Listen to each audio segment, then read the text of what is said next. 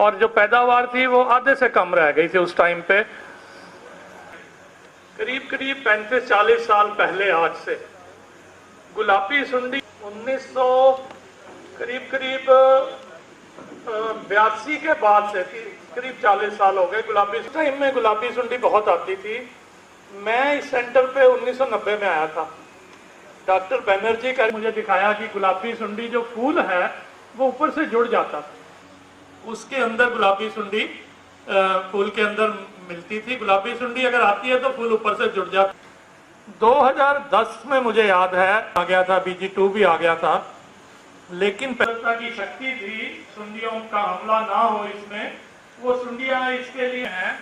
उसमें गुलाबी सुंडी खास करके उसमें अवरोधकता आ गई है। दक्षिण भारत में बीटी नर्मों में गुलाबी सुंडी में इतना नुकसान हुआ कि सब फिर बात हुई भाई नए नए तरीके बनाए जाएं अब, और किसानों के लिए हमारे संस्थान ने फिर बीटी नर्मों में गुलाबी सुंडी ना आए, कीड़ा बीमारी कीड़ों की बात भाई देसी लगाते हैं उनमें गुलाबी सुंडी मिलती थी पिछले। लेकिन बीटी नर्मे जो बहुत दक्षिण भारत मीटिंगों में तो यही होता था कि उत्तर भारत बचा हुआ है। अभी देखिए, ये जो समस्या है ये 3 साल पहले शुरू हुई थी, और जैसे मैंने बताया वहाँ पे और सारी चर्चा हो रही है कि मेन जो बात है कि जो हम यहाँ बीटी नरमे लगाते हैं उसमें गुलाबी सुंडी जो आ रही है वो उसका आने का कारण है कि जो बीज हमारा मध्य भारत दक्षिण भारत से आता है, जो तेल के लिए जो ये व्यापारी मंगवाते हैं, उसके साथ आने की बात है जो हम लोगों ने सिद्ध की है। तो 3 साल में ये प्रॉब्लम जो है एक गांव से दूसरे गांव में ऐसे अब बढ़ती जा रही है और धीरे धीरे खतरा है। जैसे मेरे बात हुई पंजाब में बठिंडा में जो डायरेक्टर हैं पंजाब PAU खेतीबाड़ी यूनिवर्सिटी के डॉक्टर परमजीत है, उनसे भी पिछले कुछ दिन पहले बात हुई थी। वो कह रहे हैं कि आगे बहुत खतरा बढ़ रहा है इसका पंजाब में भी।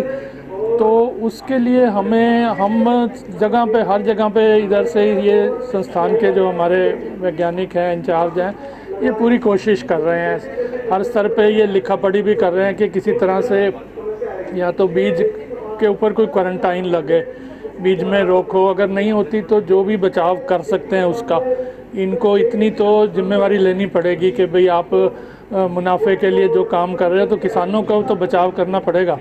किसानों के बचाव के लिए उस बीज का जो आपको फ्यूमिगेशन करना है या उसके जो प्रिकॉशन लेनी है, सावधानी लेनी है, अपने जहां आप फैक्ट्री में लाते हो, यूनिट में लाते हो, उसमें ट्रैप लगा के ये सारा पता करके उसके बचाव वहीं करें, ये ना हो कि खेतों में फैल जाए। तो यहाँ पे हमारे जो अभी नए डायरेक्टर लगे हैं वो भी बड़े जागरूक हैं, आपने अभी देखा, और वो अभी इधर से नया सेंटर भी बनाने की बात कर रहे हैं कि इसको हमारे सेंटर की जगह साथ में यूनिवर्सिटियों में भी और सेंटर बनाएं इसकी रोकथाम के लिए।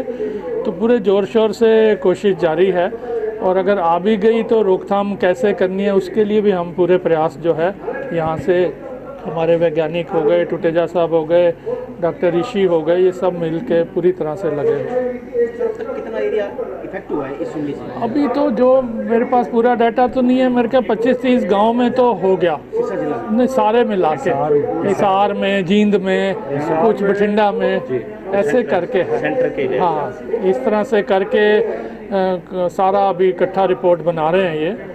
तो आगे का आगे बढ़ गया तो हमारे को जैसे अब इस बार भाव भी अच्छा था, बीटी नरमों में पैदावार अच्छी, जो किसानों को आमदनी हो जाती है उस पर खतरा हो जाए, क्योंकि गुलाबी सुंडी इतना वो कोड की तरह है, क्योंकि अंदर चला जाती है सुंडी और जब बाहर खुलता है टिंडा तो काना खुलता है, रोकथाम मुश्किल हो जाती है। तो इसलिए बहुत सावधानी और बहुत बचाव की जरूरत है। हो सकती है, वैसे देखिए डाइवर्सिफिकेशन तो उत्तर भारत की बहुत रिपोर्टें हैं, बहुत नीति में भी आता है, पंजाब सरकार ने भी कई कमीशन कमेटियां बनाई हैं।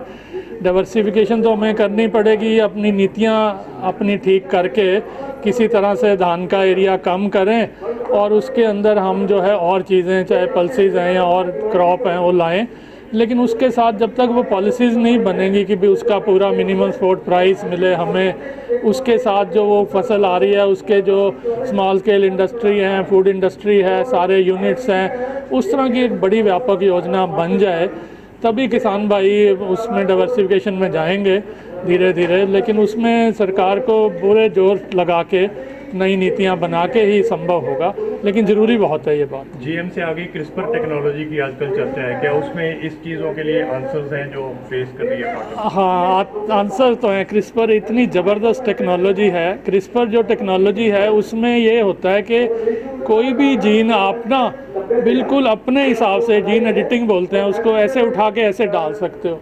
कोई भी आपने कम पानी में खेती करनी है या इस कीड़े की रोकथाम, इस बीमारी की, तो उसकी जीन का पहचान किया, जहाँ पे अवेलेबल है वहाँ से उठाया, जहाँ डालनी है उसमें डाल दिया। ऐसे कई उदाहरण हैं, कपास के अंदर भी हैं जिसमें इवन जो हमारी रुई की गुणवत्ता बढ़ाने की क्रिस्पर टेक्नोलॉजी से बढ़ा दी। दुनिया में बहुत ऐसे उदाहरण आए हैं। तो ये तो एक ऐसी, इस पे नोबेल प्राइज़ भी इसी टेक्नोलॉजी पे मिला है अभी, दुनिया का जो मिला है। ये तो एक ऐसी तकनीक है और सभी जगह इसका इस्तेमाल तो हो रहा है, थोड़ा समय लगेगा, लेकिन ये बहुत पावरफुल टेक्नोलॉजी है, कुछ भी इससे कर सकते हो आप।